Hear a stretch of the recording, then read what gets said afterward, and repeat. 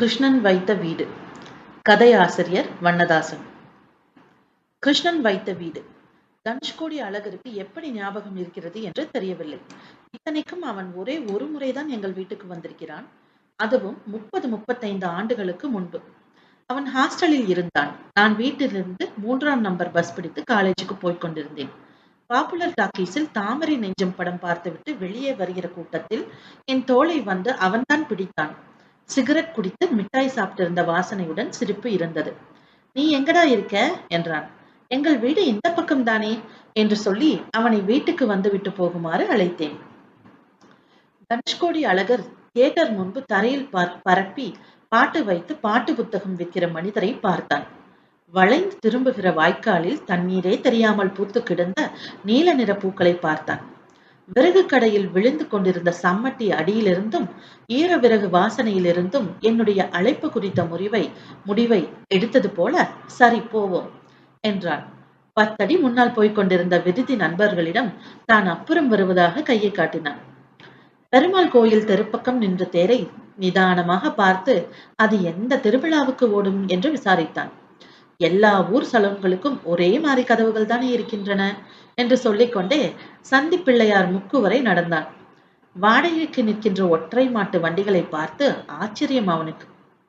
பக்கத்தில் நிற்கிற காந்தி சிலையை பற்றி, முக்கியமாக காந்தியின் கால்களை பற்றி சிலாகித்தான். என்னை போலவே அவனுக்கும் காந்தி சிலைக்கு பக்கத்தில் பழக்கடை போட்டிருப்பவர் எப்போதும் மூதா சட்டை தான் போடுவாரா என்ற சந்தேகம் வந்தது. அவன் அந்த சந்தேகத்தை கேட்டதும் தனுஷ்கோடி அழகருக்கும் எனக்கும் ரொம்ப நெருக்கம் உண்டாகிவிட்டது போல தோன்றியது. இந்த நேரத்தில் அப்பா வீட்டில் இருப்பாரா என்று சந்தேகம் உண்டாயிற்று. அம்மா மட்டும் இருந்தால் கூட நல்லது. தின்பதற்கு ஏதேனும் கொடுத்து காப்பியையும் தனுஷ்கோடி அழகருக்கு தர முடியும் எனில் நன்றாக இருக்கும். ஒன்றுமே கொடுக்காவிட்டால் கூட எல்லாவற்றையும் கொடுத்து விட்டது போல அம்மாவால் உபசரித்து விட முடியும். அம்மா முதலில் ஒரு டம்ளர் தண்ணீர் தான் கொண்டு வந்து கொடுப்பாள். கொடுப்பதற்கு முன் டம்ளரின் வெளிப்புறத்தில் வழிகிற சொட்டுகளை லேசாக விரல்களால் துடைத்து விடுவாள். அந்த துடைப்பிலேயே எல்லா மாயமும் நிகழ்ந்துவிடும். அம்மாவிடமிருந்து தண்ணீரை வாங்கி குடித்த யாரும் அம்மாவை மறந்திருக்க முடியுமா?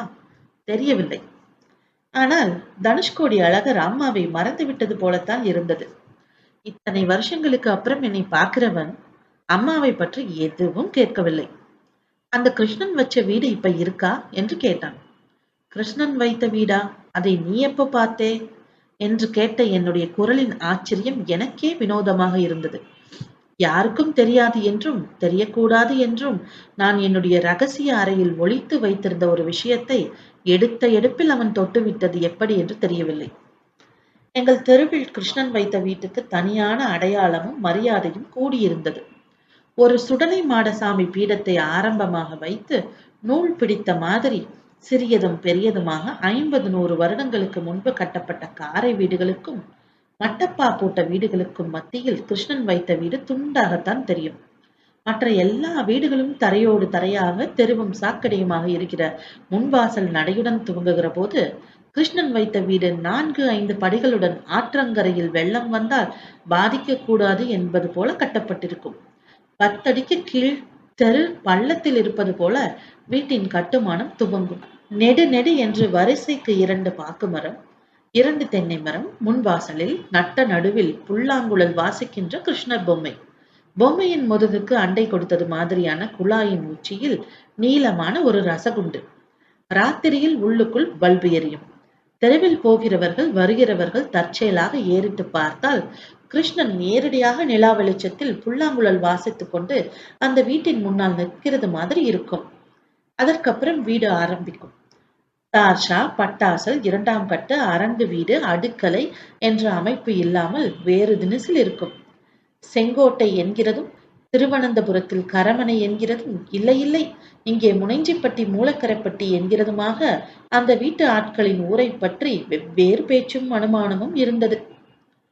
நாகர்கோவிலை தாண்டி 2-3 இடங்களில் பெரிய பெரிய ஹோட்டல்கள் வைத்திருக்கிறதாகவும் பெண்ணுடைய படிப்பையும் பையனுடைய படிப்பையும் உத்தேசித்து இங்கே இருப்பதாகவும் தான் சொன்னார்கள். இங்கே கார் நிறுத்துவதற்கு இடமில்லை என்பதால் அடுத்த முடுக்கில் ஒரு காடினாவை வாடகைக்கு பிடித்திருப்பதும் வீட்டு வாசலில் வந்து ஏறிக்கொண்டு போய் மறுபடி வீட்டு வாசலில் கொண்டு வந்து இறக்கி விடுவதும் தவிர அந்த வீட்டுக்காரர்கள் நடந்து போய் எங்கள் தெருவில் யாரும் பார்த்ததில்லை என்பதும் வாஸ்தவம்தான். பையனுக்கு படிப்பு வரவில்லை. 8வது வகுப்பிலேயே 2 தடவை உட்கார்ந்து விட்டான் என்றும், ஆனால் அவனுடைய அக்கா மகா கெட்டிக்காரி என்றும் சொன்னார்கள். வழக்கமாக காலேஜ் தினத்தில் பரதநாட்டியம் ஆடுகின்ற டாக்டர் கிருஷ்ணமூர்த்தியின் மகளை போன இடம் தெரியாமல் ஆக்கிவிட்டது கிருஷ்ணன் வைத்த வீட்டு பெண்ணினுடைய நடனம் என்று குனிந்த தலை நிமிராமல் 5ஆம் நம்பர் பஸ் ஏறி கல்லூரிக்கு போய்விட்டு வருகிற காந்திமதி அக்கா சொல்கிறாள்.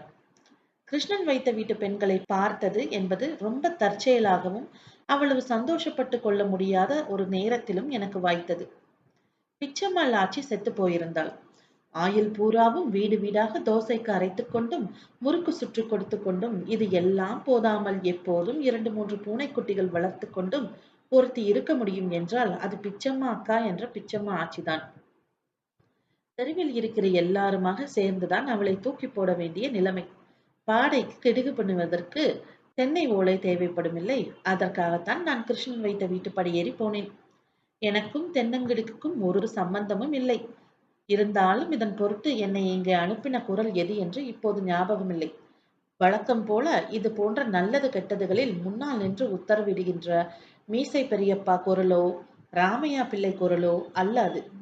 அசரீரி மாதிரி அது எங்கிருந்தோ கேட்க எங்கிருந்தோ நானும் வந்திருக்க வேண்டும் என்று படுகிறது. நான் சத்தம் கொடுத்து ரொம்ப நேரம் கழித்து, சசி, வாசலில் யாருன்னு பாரு என்று குரல் கேட்டது. கதவுகள் திறந்து மூடுகின்ற நுட்பமான நேரம். கனகாம்பர கலரில் ஒரு தாவணியும் கையில் புத்தகமுமாக அந்த பெண் வந்தது.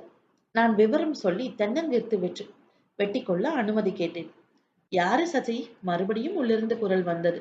வரேம்மா என்று உள்ளே நகர்ந்த பிறகும் அந்த இடத்தில் கனகாம்பர கலர் இருந்தது. சசி என்ற பெயரின் உச்சரிப்பு காற்றில் அலைந்தது. சசியும் சசியுடைய அம்மாவும் வந்தார்கள். சசியின் கையில் அரிவாள் இருந்தது. இந்த பக்கத்து அரிவாள் மாதிரி இல்லை, அது கூட வேறு மாதிரி இருந்தது. வெட்டிக்கொள் என்று 2 பேருமே சொல்லவில்லை. சசி அரிவாளை தரையில் குனிந்து வைக்கும் போது ஜடை முன்னால் விழுந்து கிட்டத்தட்ட தரையை தொட்டது. மஞ்சள் ரிப்பன் பட்டுப்பூச்சி மாதிரி பறந்தது. நான் பக்கத்து வீட்டு காம்பவுண்ட் சுவரில் ஏறி வேப்ப மர கிளையில் உட்கார்ந்து கைக்கு எட்டின தென்னங்கீற்றை இழுத்து பிடித்து வெட்டினேன். குறுக்கே போன மின்சார ஒயரில் சற்று தொங்கி ஆடி தென்னங்கீற்று சலார் என்று கீழே விழுந்தது. சசியும் சசியின் அம்மாவும் வாசலிலேயே நின்றார்கள்.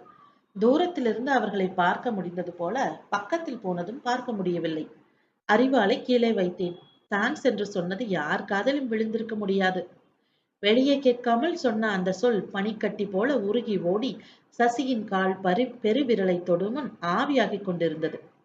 வெளியே நடையிறங்கும் போதுதான் கிருஷ்ணன் வைத்த வீட்டின் கிருஷ்ணன் பொம்மையை இவ்வளவு நேரமும் சரியாக கூட பார்க்கவே இல்லை என்று புரிந்தது.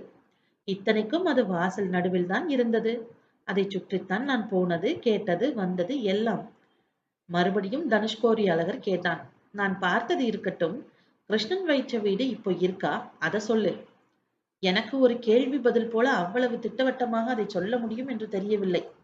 வாசல் முழுவதும் புல் பூண்டுகள் மண்டி ஒரு மழைக்காலத்துக்கு பிந்தைய வெயில் நாளில் தட்டான் பூச்சிகள் பறக்கிற கோலத்தில் வாசிக்கின்ற புல்லாங்குழல் முற்றிலும் உடைபட்டு மூக்கு நுனி மூலியாகி வலது முள்ளங்கை பக்கம் துருப்பிடித்த கம்பி தெரிய கிருஷ்ணன் அந்த வீட்டில் கால் மாற்றி நிற்பதை பற்றி தனுஷ்கோடி அழகிடம் சொல்ல வேண்டுமா என்று தயக்கம் வந்தது. உண்மையின் கரிக்கோடுகளால் 30 வருஷத்துக்கு முந்தைய ஞாபகத்தின் சுவர்களில் தனுஷ்கோடி அழகர் வரைந்து வைத்திருக்கிற கிருஷ்ணன் வைத்த வீடு பற்றிய சித்திரங்களை நான் கோரப்படுத்த வேண்டுமா? நான் 2வது முறை அந்த வீட்டை பார்த்த கோரத்தை விடவா பெரிய கோரம் இருக்க போகிறது? நான் மட்டுமே பார்த்தேன். தெருவே அல்லவா கூடி பார்த்தது. இந்த வீட்டில் பக்கத்து வீட்டில் வேப்பமர கிளையில் நகைக்கடை செட்டியார் வீட்டு சுவரில் என்று எங்கே எல்லாமோ ஆட்கள் இருந்தார்கள். மோர் விற்பதற்கு வருகிற சுப்பையா கோனாருடைய வீட்டுக்காரி கூட பீப்பங்கூடையும் கருத்த மோர்பானையும் தலையில் இருக்க பச்சை குத்தின கையால் சேலையை வாயில் வைத்து புதைத்து கொண்டு நின்றாள். ஓரிடத்தில் 5 நிமிடம் நிற்கிறவளே இல்லை அவள். போலீஸ்காரர்கள் தள்ளிப்போ தள்ளிப்போ என்று மச்சுப்படியில் இருந்து சத்தம் போட்டுக் கொண்டே இறங்குகிறார்கள்.